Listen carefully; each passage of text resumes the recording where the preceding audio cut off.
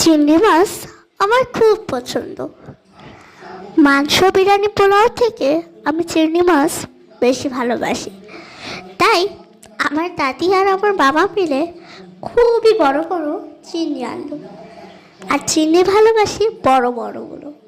তাই আমার বাবা এনে বলল, এই যে বড় বড় করে রেস্টুরেন্টের মতো একটু বানিয়ে দাও তো চিংড়িটা, ওয়ালিমাকে খাওয়াও। ওয়ালিমা তো খুব পছন্দ করে। আমি দেখে অনেক খুশি হলাম। তোমরা তো আমাকে দেখতেই পাচ্ছ আমার মুখ থেকে, এটা আমি কত খুশি। এখানে আমি ভাত খাচ্ছি আর আমি চিংড়িটা বারবার ধরছি, কারণ বড় বড় চিংড়ি আমার খুব পছন্দ। আর আমার মা দাদি তারা আমার জন্য বড় বড় চিংড়ি রাখে।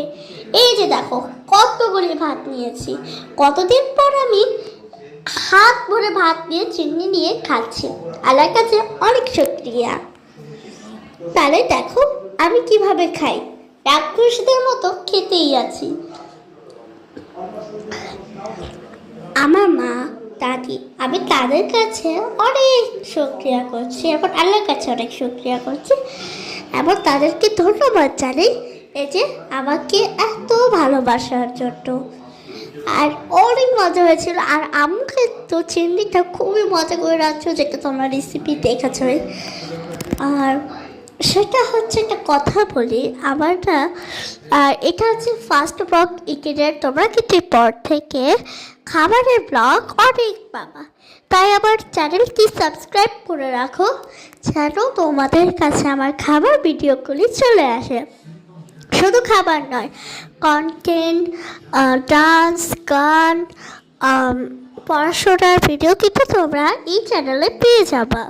তো প্লিজ আমাকে একটু সাপোর্ট করো।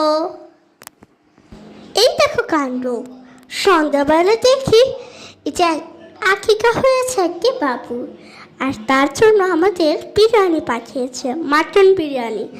সেটা দেখে মনে তো আমি নাচতে আছি, কিন্তু বাহিরে তো আমি দাঁড়িয়ে আছি। আমি বিরিয়ানি পেয়ে খুবই খুশি ছিলাম, কারণ দুপুরবেলায় আমি চিংড়ি দিয়ে ভাত খেয়েছি, আর এখন আমি মাটন বিরিয়ানি খাচ্ছি। আর সত্যি কথা বলতে পোলাও থেকে আমার মাটন বিরিয়ানিটা কিন্তু একটু পছন্দ। দেখো খাওয়া শুরু করে দিলাম রাক্ষসদের মতো। তোমরা দেখতে থাকো যে আমি কীভাবে খাই।